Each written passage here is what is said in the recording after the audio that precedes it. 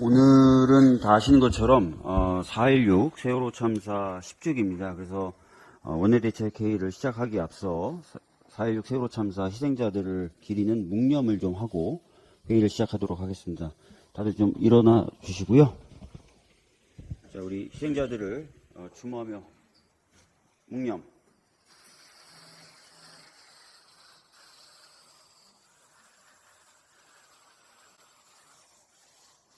바로 앉아주십시오. 170차 원내대책 회의를 시작하도록 하겠습니다. 먼저 홍익표 원내대표님의 모두 발언 있겠습니다. 총선 이후에 첫 번째 원내대책 회의인 것 같습니다. 다시 한번 이번 4월 총선 결과에 대해서 국민에게 감사와 함께 큰 책임감을 갖고 일을 하도록 하겠습니다. 남은 21대 국회를 잘 마무리하고 22대 국회에서 본격적으로 민생과 그 국가적 개혁 과제를 제대로 충실하게 이행할 수 있는 기반을 마련하고 21대 국회가 종료될 수 있도록 끝까지 노력하겠습니다. 오늘은 세월호 10주기입니다.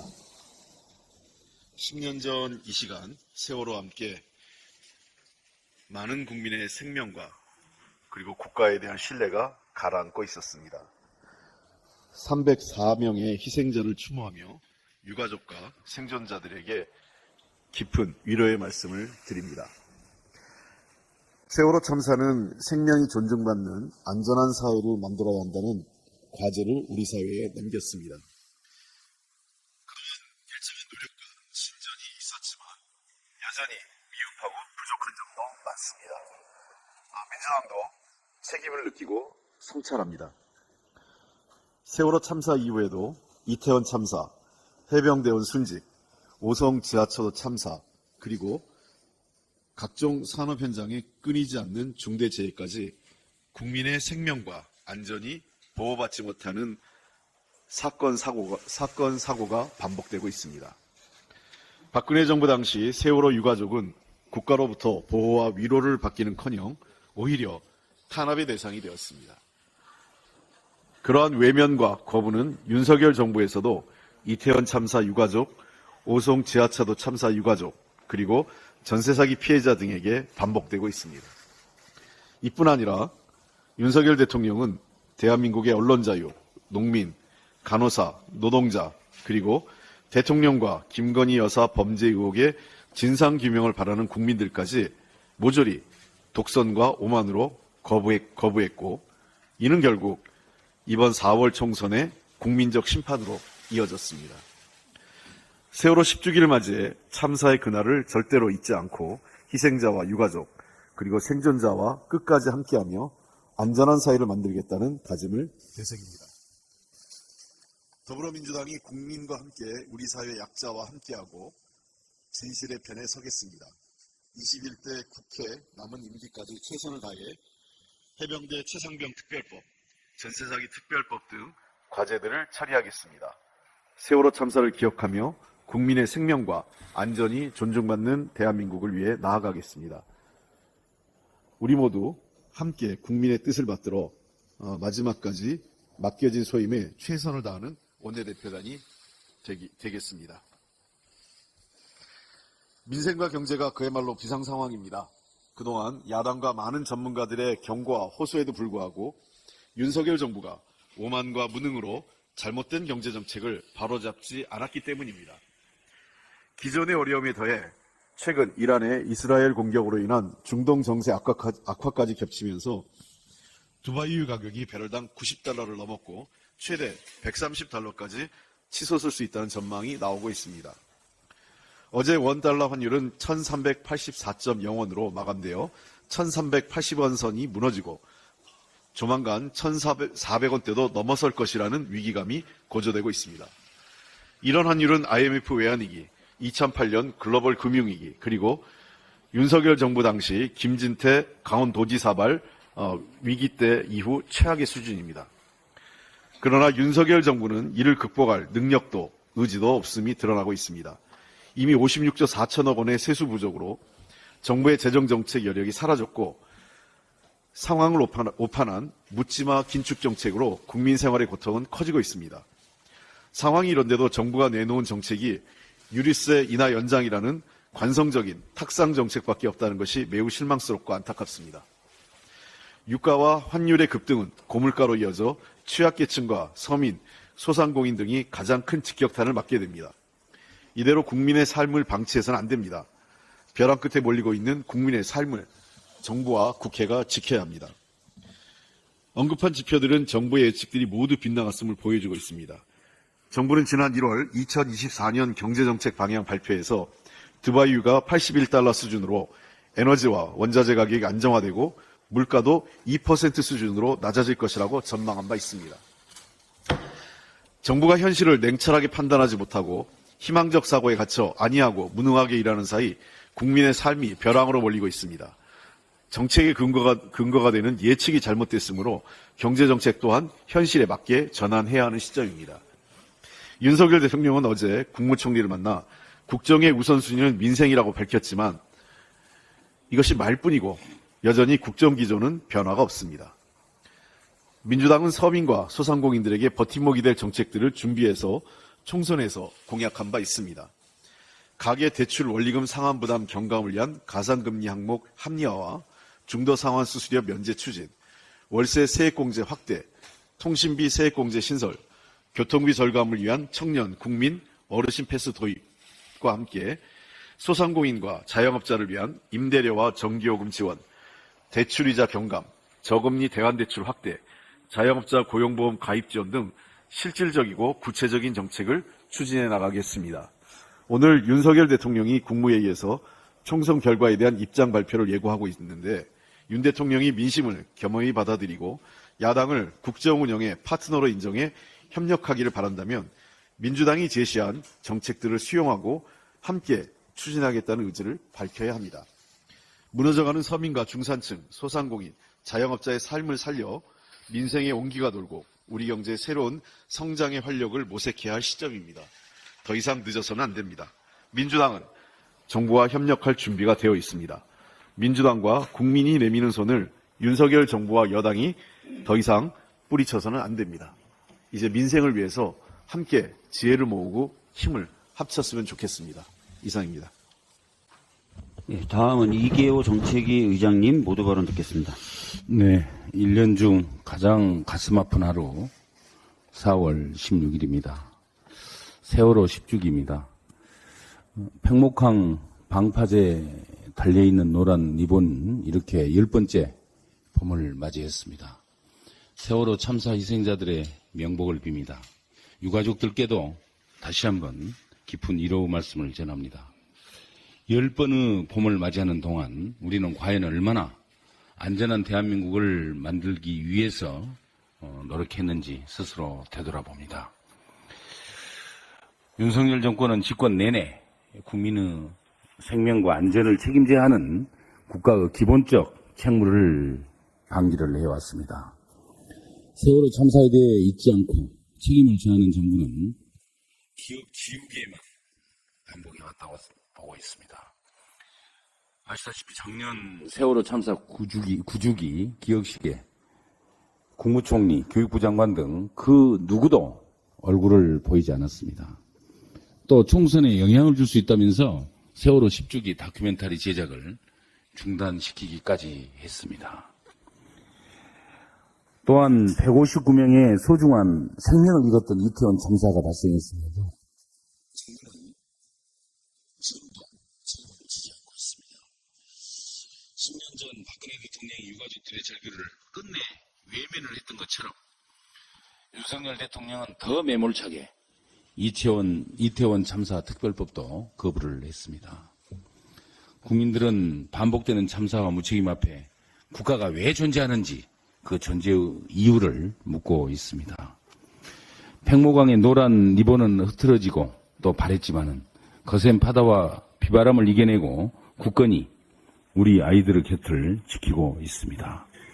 민주당은 팽목항의 노란 리본처럼 세월호를 영원히 기억하고 국민을 지킬 것입니다. 무엇보다 모든 생명이 존중받는 안전한 대한민국을 만들기에 최선을 다해 나가겠습니다. 윤석열 대통령이 어제 총선 이후 국정 우선순위를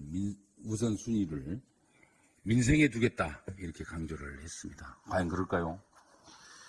국민들은 윤석열 정권의 앞으로 3년이 지난 2년간은 정말 달라져야 된다 이렇게 간절히 바라고 있습니다.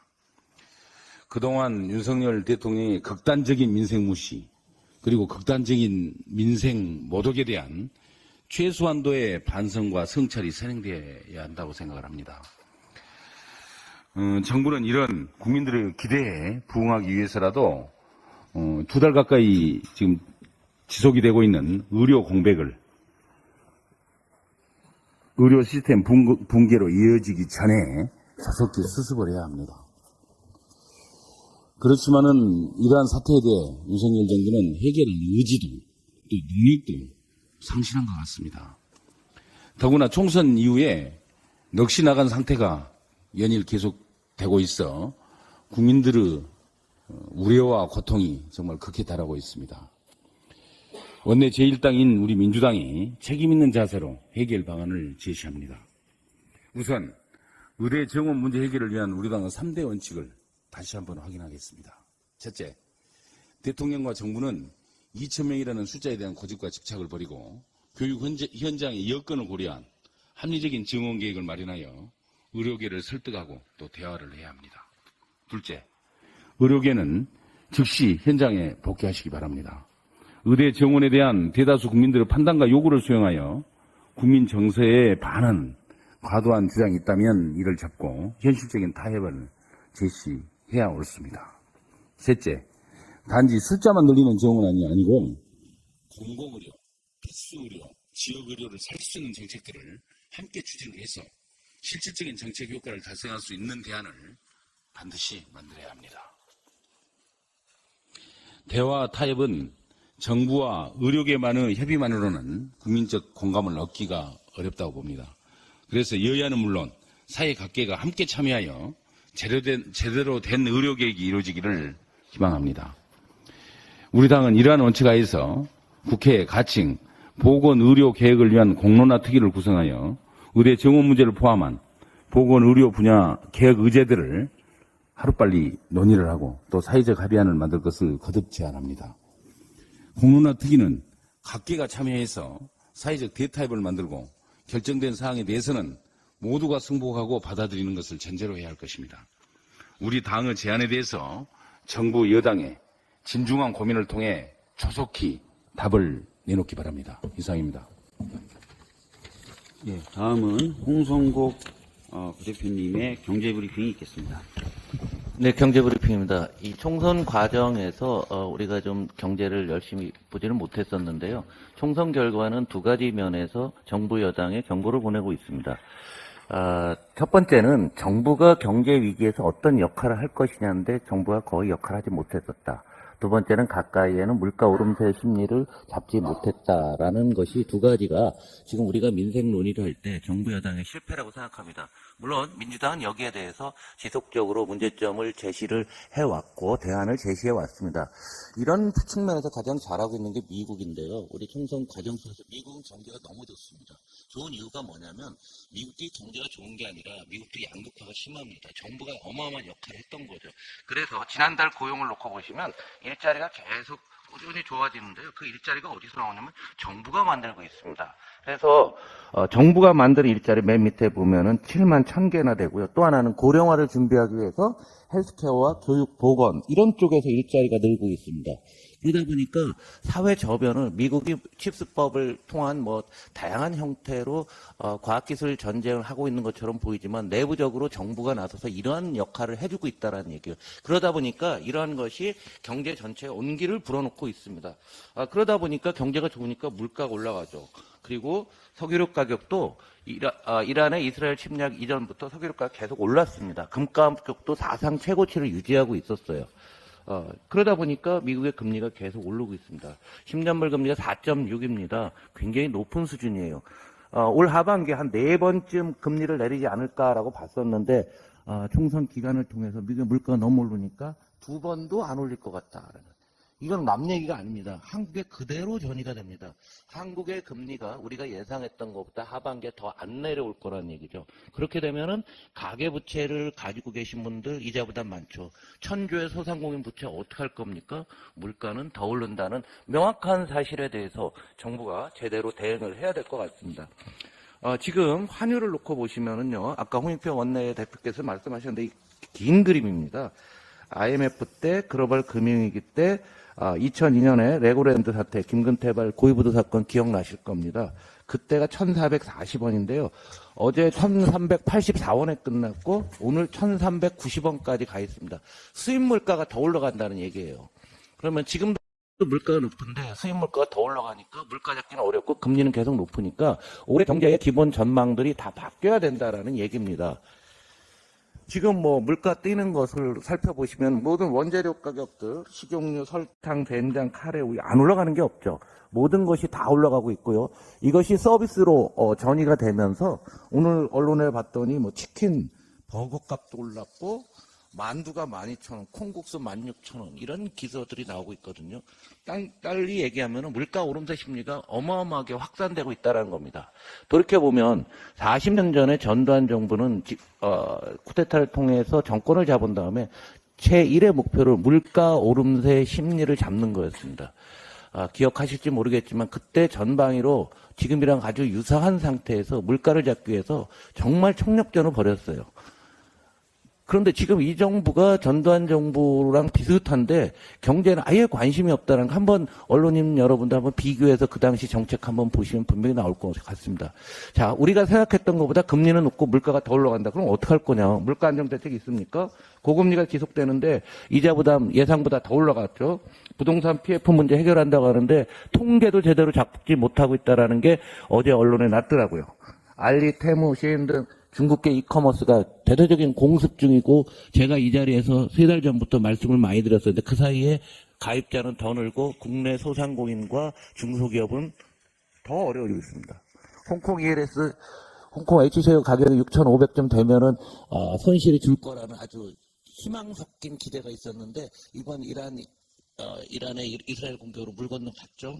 주식시장 밸류업 한다고 하는데 대기업들이 좀 반대하고 있습니다. 소유지배 구조에 어떤 문제가 발생하고 있다고. 꼬랑지를 슬슬 내리고 있죠. 세수결손 문제, 제2금융권 부채 문제 오늘 언론에 다 나와 있습니다. 우리가 민생이라는 말을 너무 함부로들 얘기하고 있는데요. 하나하나 살펴보면은 자동차 부품이 23,000개 정도 되는데 이게 다 나사가 다 느슨해진 겁니다. 꽉꽉 조이고 튼튼하게 만들어서 나가야 됩니다. 오늘 윤석열 대통령의 국무회의에서 발언이 대단히 관심이 집중되는 이유는 과연 어떤 시각으로 경제에 대한 민생에 대한 얘기를 할지 경제적 관점에서도 매우 중요한 이런 상황이 될 것 같습니다. 이상 경제는 민주당이었습니다. 예, 다음은 문정복 부대표님 발언 있겠습니다. 네, 국민의 준엄한 선택으로 22대 국회를 구성하기 위한 총선은 끝이 났습니다.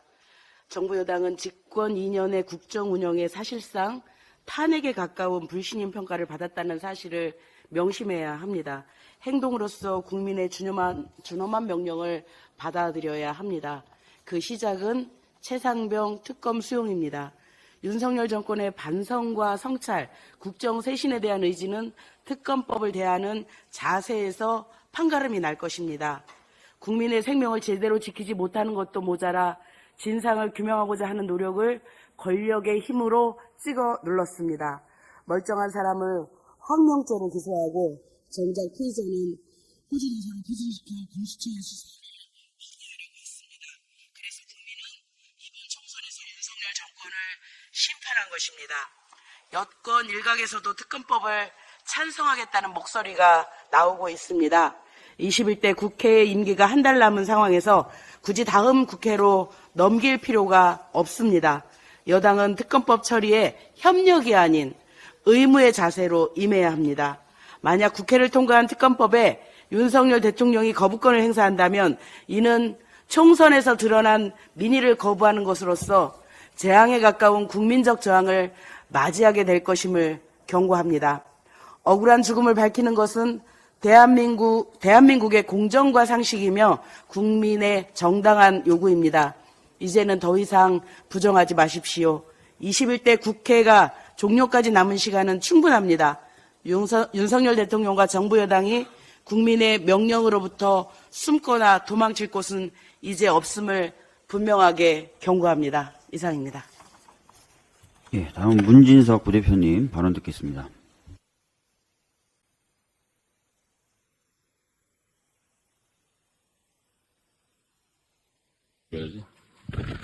네, 오늘은 세월호 참사 10주기입니다. 세월호 참사는 저의 정치를 시작한 이유이기도 합니다. 희생자의 명복을 빌고 유가족들에게 깊은 위로를 드립니다. 국민이 심판했습니다. 윤 대통령은 오만과 독선을 접고 국정 쇄신에 나서주십시오. 뿌린 대로 거뒀습니다. 윤석열 대통령, 한동훈 비대위원장의 역대급 무능과 무책임, 무대책, 입틀막 불통에 국민이 해초리를 들었습니다. 정부 여당은 하나부터 열까지 반성해야 합니다. 그런데 해초리가 부족했던 것입니까? 신 총리 비서실장으로 거론되는 사람들을 보면 하나같이 윤석열 정권 실정에 책임져야 할 사람들 뿐입니다. 심지어 김건희 여사의 양평고속도로 특혜 의혹을 적극적으로 방어한 원희룡 전 장관 이름도 거론되고 있습니다. 국민 눈높이의 변화와 쇄신을 거부한다면 총선 불복입니다. 범죄를 저질러 보궐선거 원인을 제공한 자를 공천해서 대패한 강서구청장 선거, 그럼에도 전혀 반성이 없던 정부 여당에 국민은 벌써 두 번째 해초리를 들었습니다. 윤석열 대통령 대국민 사과하고 국민의 뜻을 받들어 국정 쇄신에 나서 주십시오. 민생을 회복할 수 있는 시간은 많이 남아있지 않습니다. 저는 이번 총선에서 국민의힘 소속으로 출마한 신범철 전 국방부 차관에 맞서 싸워서 승리했습니다. 여당은 해병대 최상병 순직 외압 의혹의 핵심 당사자로 출국 금지까지 된 사람을 천안에 단수공천했습니다. 온갖 정의로운 척은 다하고 동료 시민과 함께 하겠다던 한동훈 비대위원장, 최상병과 유족에게 미안하거나 부끄럽지도 않습니까? 어떻게 해서든 권력을 지기만 하면 되는 겁니까? 이제 최상병 특검의 시간이 다가왔습니다. 민주당은 21대 국회에서 특검법 반드시 통과시키겠습니다. 일부 여당 의원들도 찬성표를 던지겠다고 얘기하고 있습니다. 이번에야말로 윤석열 대통령은 국민의 뜻에 응답해야 합니다. 만약 또다시 특검을 거부한다면 대통령이 수사 외압 지시의 당사자이자 핵심 범죄자라는 사실을 인정하는 것과 다를 바 없습니다. 국민이 용서하지 않을 것입니다. 혹여나 올해 7월 수사 외압에 관여한 자들의 통신기록 보존 기한 만료 삭제를 기다려 증거를 인멸할 생각은 하지 마십시오. 얄팍한 술수로 국민을 기만하려 하지 마십시오. 최상병 순직 수사 외압의 진실은 반드시 밝혀질 것입니다. 더는 대통령의 거부권을 남발하지 말고 저는 대통령의 거부권 남발을 두고만 보지 않겠습니다. 만약 21대에서 거부권 행사를 실패한다면 22대에서는 제가 앞장서 최상병 특검법을 발의하겠습니다. 그리고 여당 의원들을 설득해 거부권을 거부할 수 있는 200석 확보에 모든 노력을 기울이겠습니다. 윤석열 대통령, 더는 최상병 순직 수사 외압의 진실을 밝히는 일을 방해하지 마십시오. 특검법 수용만이 민심을 받드는 유일한 길입니다. 이상입니다. 예, 다음은 김성주 정책위 수석님 말씀 듣겠습니다. 예, 선거가 끝났습니다. 국회는 선거에서 드러난 민심을 받아들여야 합니다. 먼저 정권 심판의 뜻을 받들어 최상병 특검 등을 관철해야 하고, 그리고 시급한 민생 안정을 위한 전세 사기 특별법 등을 통과시켜야 할 것입니다. 아울러서 당면한 사회적 갈등의 해결도 국회의 몫입니다. 의대 증원을 둘러싼 심각한 갈등을 끝내고 의료개혁의 해법을 제시하는 것도 국회, 21대 국회의 역할입니다. 사실은 지역 필수 의료의 붕괴는 의료의 영리화, 시장화가 원인입니다. 그런데 윤석열 정부는 의료체계의 구조적 문제를 놔두고 의사 숫자만 늘리면 해결될 것이라고 하는 생각을 갖고 있습니다. 지역과 필수 의료 분야는 민간 의료기관에 맡겨서는 안 됩니다. 의대 정원을 늘리면 알아서 지역에 남고 필수 의료 분야로 흘러 들어갈 것이라고 하는 순진한 낙수 이론에 기대해서는 해결할 수 없습니다. 윤석열 정부는 애당초부터 진단과 처방이 잘못된 것을 밀어붙이면서 의료계의 반발을 초래하고 심각한 사회적 갈등을 낳았습니다. 이제는 정부의 실패를 국회가 나서서 해결해야 됩니다. 특히 다시 다수당이 된 민주당이 21대 국회에서 심각한 이 의대 정원을 둘러싼 갈등 문제를 해결해 나갈 것입니다. 국힘은 견싸움을 그만두고 민주당이 제안하는 합리적 제안들을 받아들이는 진정한 협치를 시작하기를 바랍니다. 용산에는 더 이상 아무것도 기대할 것이 없습니다. 여당이 나서주기 바랍니다. 그보다 더 중요한 것은 국민들의 노후소득 보장을 위한 연금 개혁입니다. 현재 국회에서는 연금 개혁 특위가 구성돼서 활동해왔고 국민공론조사위원회가 본격적인 토론에 들어갔습니다. 민주당은 연금 특위에 참여하면서 3가지 원칙을 내세웠습니다. 첫 번째, 초당파적으로 추진하겠다. 두 번째, 선거 등 정치 일정과 무관하게 추진하겠다. 세 번째, 국민과 함께하는 연금 개혁을 하겠다는 것입니다. 현재 국민공론조사위원회는 두 번째 토론을 마쳤습니다. 이제 앞으로 두 번의 토론을 더 거치면 일정한 국민들의 의사가 확인되게 될 것입니다. 이 합의된 안을 바탕으로 국회에게 남은 시간은 딱 한 달입니다. 이 한 달 동안 정치적 결단을 통해서 연금 개혁에 이르는 것이 21대 국회의 가장 중요한 과제가 될 것입니다. 시간이 많이 남지 않았습니다. 먼저 민주당이 책임을 가지고 나섰습니다. 여당도 선거 패배에 대한 충격에서 벗어나서 이 연금 개혁의 과제를 다시 22대 국회로 또 다음 정부로 넘기는 역사적 과오를 저지르지 않아야 됩니다. 민주당이 책임 있게 나서겠습니다. 네, 다음은 유동수 원내수석님 말씀 듣겠습니다. 예, 정치의 목적은 민생이고 정치의 방법은 소통이다. 이게 정약용 선생의 명언입니다. 이번 총선의 의미는 윤석열 정부의 경제정책에 대한 심판이라고 생각합니다. 앞서 우리 홍익표 원내대표님과 홍성구 의원님께서 윤석열 정부의 경제정책의 방향이 전면적으로 전환해야 된다는 의견에 동감합니다. 윤석열 정부가 올해 1분기에 한국은행에서 빌려 모자란 재정을 채운 금액이 32조 5천억 원에 달한다고 합니다. 한은에서 일시대출 제도로 돈을 가져다 재정 집행을 했다는 건데 통계 작성을 시작한 2011년 이래 최대 규모이고 지급 이자는 벌써 638억 원입니다.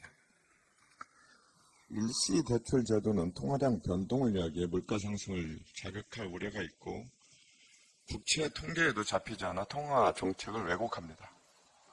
그렇기 때문에 OECD 주요국 캐나다를 제외하고는 중앙은행 일시대출 제도를 원칙적으로 금지하고 있습니다. 캐나다도 제도는 존재하지만 실제 대출이 이루어지는 경우는 극히 드뭅니다. 기재부는 1월에서 3월엔 통상적으로 세수가 별로 없어서 하는 일시 차입이 많다. 예를 들어 법인세는 3월 말까지 신고하지만 국고에 들어오는 건 4월이라며 역대급 하는 마통에 대해 변명하고 있습니다. 작년에도 정부가 하는 일시 차입금을 너무 많이 가져다 써서 올해 일시대출 요건을 까다롭게 바꿨습니다.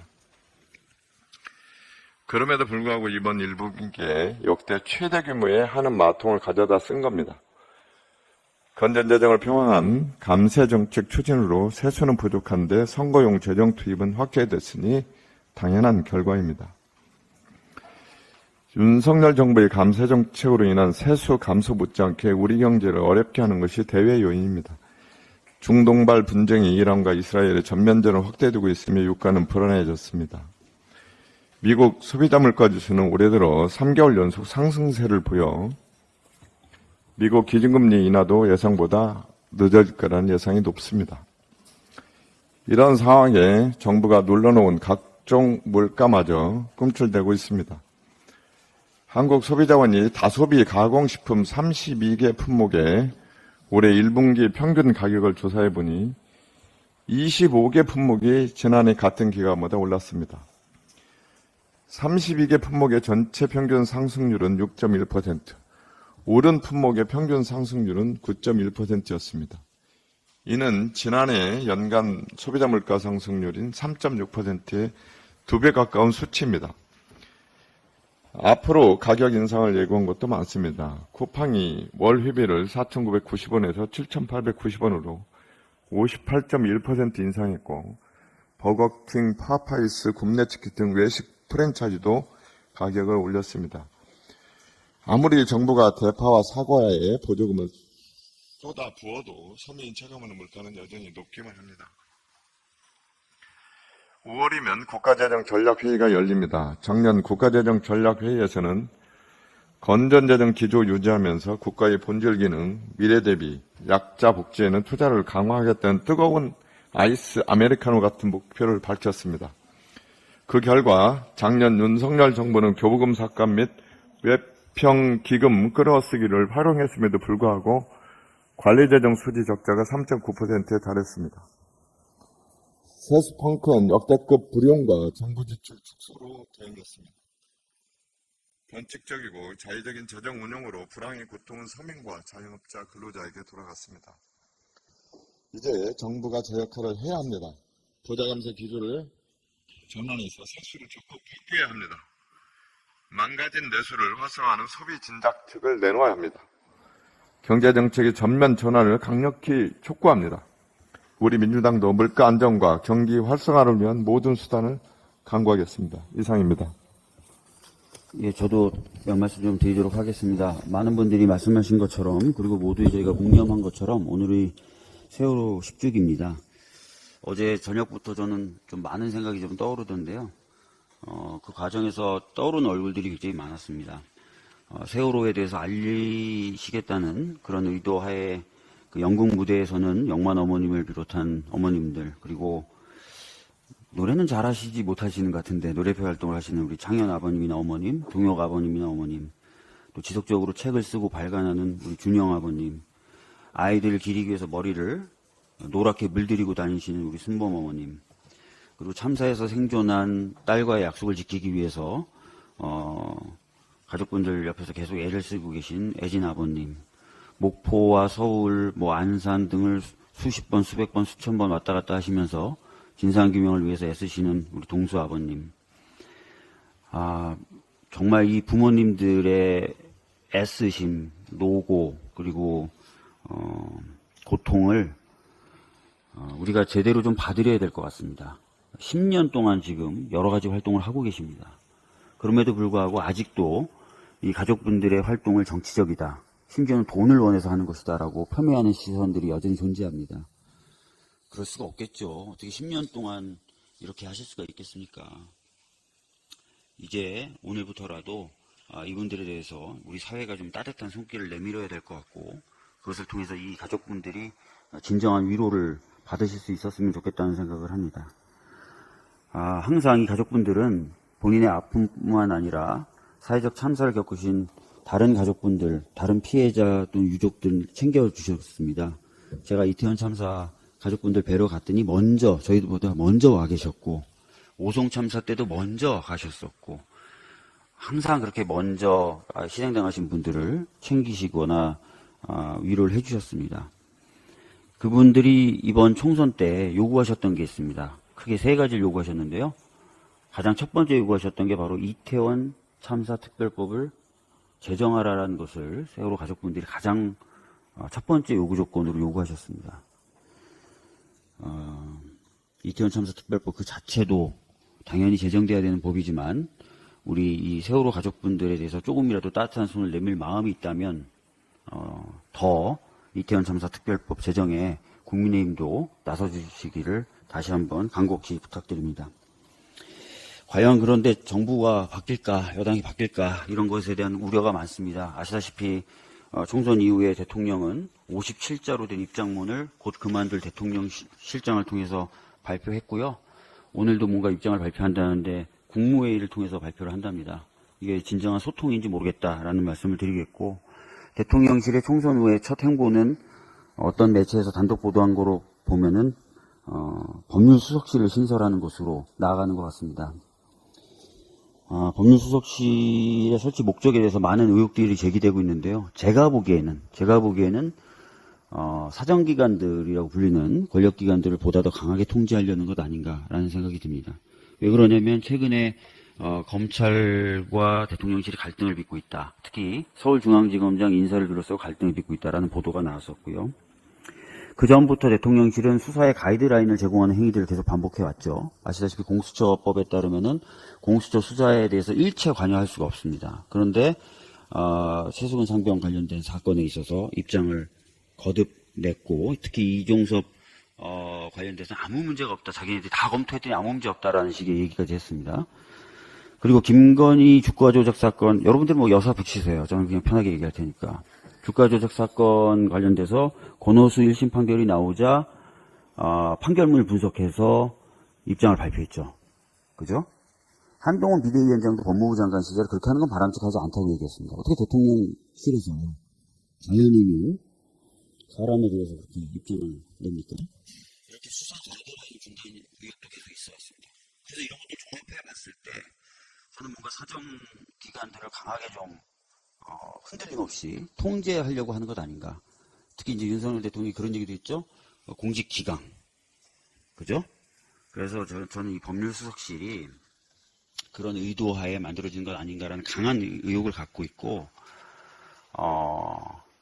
예의주시하겠다. 그런 식으로 하면 절대 안 된다라는 말씀을 좀 드리겠습니다. 저희가 운영이나 이런 것들 저쪽에 협조 안 할 테지만 22대에 들어서서라도 지속적으로 문제 제기하고 감시할 겁니다. 이런 식으로 총선의 민심을 뒤엎으려고 하면 안 됩니다. 예. 정신을 좀 차려야 됩니다. 이상입니다. 그럼 오늘 170차 원내대책회의 이것을 마치도록 하겠습니다. 감사합니다.